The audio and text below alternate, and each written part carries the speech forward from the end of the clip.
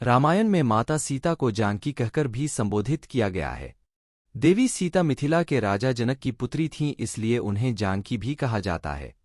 माता सीता को लक्ष्मी का अवतार माना जाता है, जिनका विवाह अयोध्या के राजा दशरथ के पुत्र और स्वयं भगवान विष्णु के अवतार भगवान श्री राम से हुआ था।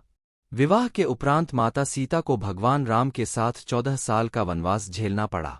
हालांकि माता सीता के जन्म को लेकर कई पौराणिक कथाएं प्रचलित है, जिसके अनुसार कहा जाता है कि देवी सीता राजा जनक की गोद ली हुई पुत्री थीं, जबकि कहीं कहीं इस बात का जिक्र भी मिलता है कि माता सीता लंकापति रावण की पुत्री थीं।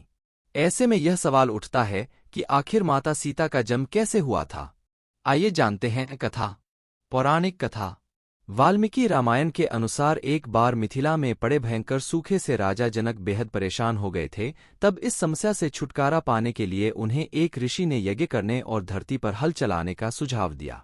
ऋषि के सुझाव पर राजा जनक ने यज्ञ करवाया और उसके बाद राजा जनक धरती जोतने लगे।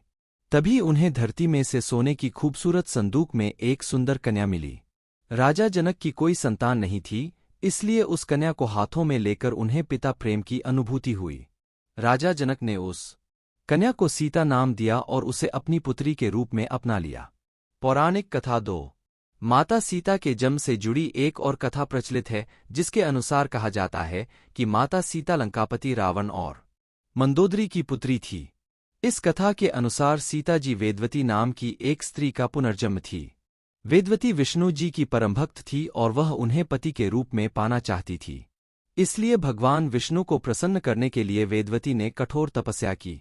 कहा जाता है कि एक दिन रावण वहां से निकल रहा था जहां वेदवती तपस्या कर रही थी, और वेदवती की सुंदरता को देखकर रावण उस पर मोहित हो गया।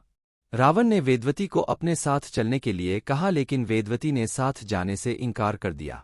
वेदवती के मना करने पर रावण को क्रोध आ गया और उसने वेदवती के साथ दुर्व्यवहार करना चाहा। रावण के स्पर्श करते ही वेदवती ने खुद को भस्म कर लिया और रावण को श्राप दिया कि वह रावण की पुत्री के रूप में जन्म लेंगी और उसकी मृत्यु का कारण बनेंगी।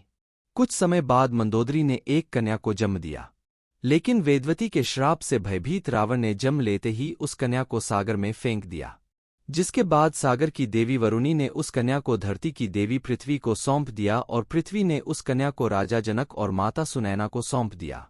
जिसके बाद राजा जनक ने सीता का पालन पोषण किया और उनका विवाह श्रीराम के साथ संपन्न कराया। फिर वनवास के दौरान रावण ने सीता का अपहरण किया, जिसके कारण श्रीराम ने रावण का वध किया और इस तरह से सीता रावण के वध का कारण बनी।